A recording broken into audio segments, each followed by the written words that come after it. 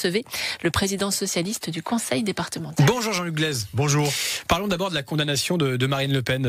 On a l'extrême droite qui crie au complot politique, on a la droite très gênée, dont une partie la soutient d'ailleurs, un Premier ministre qui se dit troublé, la France insoumise qui dénonce cette inéligibilité, le reste de la gauche qui débouche le champagne. Bon, et vous alors ?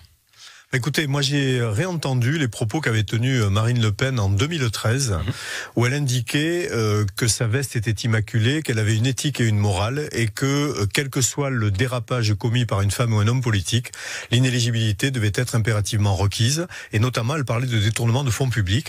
Je suis assez étonné de voir qu'une dizaine d'années après, son avis a changé. Elle disait « j'ai jamais piqué dans les caisses ». Dans les secteurs de Gironde qui ont beaucoup voté Rassemblement National, et je pense notamment aux petites communes, est-ce que ça risque de créer une fracture encore plus grande ? On va crier notamment au complot, au scandale. Écoutez, après, les gens réagiront comme ils ont envie de réagir. Aujourd'hui, je pense que la reprise en main en communication qui est faite par le Rassemblement National consiste à expliquer que ce sont les juges qui ont une responsabilité et qui seraient manipulés. En réalité, normalement, le pouvoir judiciaire est un pouvoir indépendant, donc lui doit décider effectivement, dans un collectif de juges, quelle est la mesure, la sanction qui doit être prise. Donc c'est leur travail. Elle fait appel désormais, nous verrons par la suite. Bon, parlons argent. Jean-Luc Glaise, vous êtes venu pour ça. Le budget du département, 106 millions d'économies sur un budget d'environ 2 milliards d'euros. Vous les avez trouvés où ? Alors nous les avons trouvés dans les économies effectivement, puisqu'on ne peut plus augmenter nos recettes. Donc il a fallu regarder sur l'investissement. Donc on avait déjà annoncé que 2 collèges, celui de Beutre à Mérignac et celui du sud de la métropole, ne seraient pas réalisés. Nous avons freiné sur d'autres investissements aussi, même si pour certains nous essayons de conserver quand même une dynamique. Et par ailleurs sur le fonctionnement, c'est-à-dire sur les aides aux communes qui seront suspendues en 2025, des aides à des associations culturelles ou sportives qui seront baissées. Mais il faut toucher aussi sur, par exemple, la prestation de compensation du handicap, qui est la plus élevée de France, qu'on va remettre dans la norme de la moyenne française. Sur les personnes âgées qui commencent à peine à être en situation de dépendance, on va revoir aussi un petit peu l'accompagnement. Nous sommes obligés de toucher partout, et c'est ce qui est terrible, parce que toutes les décisions qui sont prises sont des décisions prises à contre-cœur. Ouais, vous comprenez justement le désarroi des salariés des structures qui seront moins aidés. Les salariés du secteur social, notamment, sont venus vous le dire lundi matin en manifestant avant le vote du budget justement dont on parle en ce moment. Oui, en fait, sur la protection de l'enfance, nous sommes en train, nous, de changer l'approche de la protection de l'enfance. Mais après, je comprends, moi, tout à fait, évidemment, l'inquiétude, parfois l'incompréhension. En tout cas, ils nous reviennent d'expliquer. Mais ce qu'il faut qu'ils sachent aussi, et nous l'avons dit à plusieurs reprises avec Défendons nos territoires, c'est que leur combat est aussi le nôtre, puisque si nous sommes aujourd'hui, nous, en train de serrer notre budget, c'est bien parce que au niveau national, les moyens ne nous sont pas donnés pour être à la hauteur de nos missions. Vous leur dites de se tourner en fait plutôt vers ce qui se passe en ce moment à Paris, vers l'État. En tout cas, d'être groupés entre nous, et nous appelons aussi les fédérations nationales à se mobiliser aux côtés des départements de France. On parle de la Gironde ici, mais beaucoup de départements sont aujourd'hui en difficulté, donc il faut vraiment rester groupés. Juste la CGT, des agents du département affirment que 400 postes vont être supprimés. Vous faites le même calcul, vous confirmez ce chiffre ce matin ? Non, en fait, le calcul sur les ressources humaines, c'est une baisse en volume financier. Nous verrons à la fin de l'année ce que ça représente en postes qui n'existerait plus. Alors ce sont les départs en retraite non renouvelés ou certains contrats qui ne seront pas non plus renouvelés.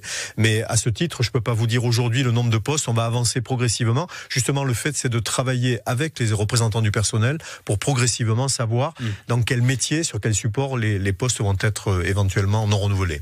Ici Gironde à 7h50. Jean-Luc Glaise, président du conseil départemental de la Gironde, est notre invité. Il répond à vos questions, Kevin Blondel. Dans ce qui coûte très cher, il y a la protection de l'enfance. C'est la mission du département. Aujourd'hui, vous suivez 15 000 enfants, dont 6 000 sont en foyer. Vous avez annoncé la semaine dernière vouloir moins de placements, plus de suivi à la maison. Est-ce que c'est pour le bien des enfants ou est-ce que c'est pour faire des économies ? Non, alors très clairement, d'abord, c'est le premier budget départemental, 324 millions d'euros. C'est la première vice-présidence du département. C'est une exception en France d'ailleurs. Et l'idée, c'est surtout de savoir que pour un certain nombre d'enfants, le placement en foyer, en maison d'enfants à caractère social, n'est pas forcément toujours la bonne solution, en tout cas ne peut pas être une bonne solution à long terme. Et donc la transition dont ces enfants ont besoin doit leur permettre ensuite de retrouver un accueil en milieu familial, un accueil en famille d'accueil, un accueil avec des tiers dignes de confiance, bref, d'autres mesures qui existent aujourd'hui dans d'autres pays. Le Canada notamment est très très en avance là-dessus.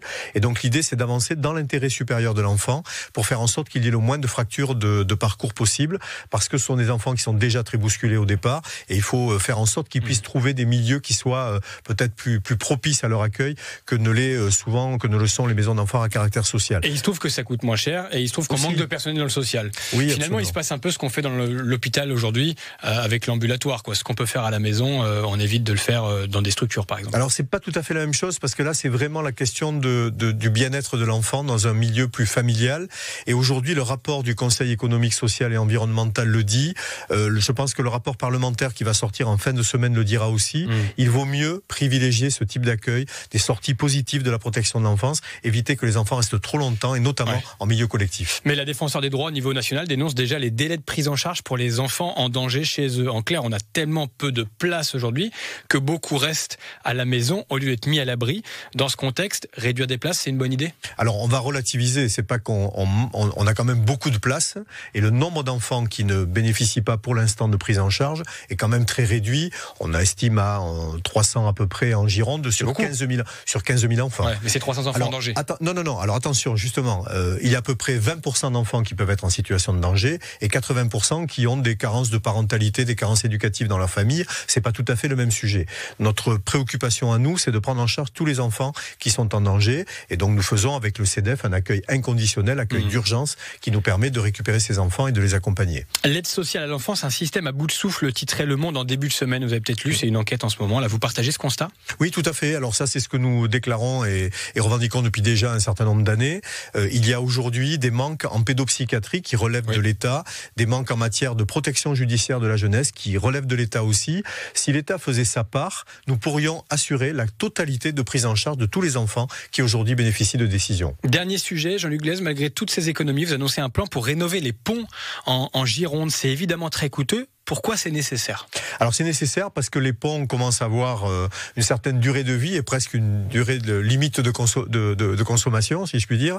Et donc à ce titre, un certain nombre de ponts font l'objet d'analyses très régulières de la part de nos équipes départementales. Et donc à ce titre, doivent avoir probablement dans quelques années, dans quelques mois peut-être pour certains d'entre eux, on connaît le pont de la Réole ou le pont de Saint-Denis-de-Pile, besoin de travaux. Donc il vaut mieux que nous anticipions. Et ce plan pont va nous permettre de dégager pour l'instant les premiers crédits qui nous permettront de faire face à l'urgence, et ensuite par la suite d'avoir un plan sur le plus long terme. Merci Jean-Luc Glaise, président socialiste du Conseil départemental de la Gironde. Bonne journée à vous. Merci, bonne journée.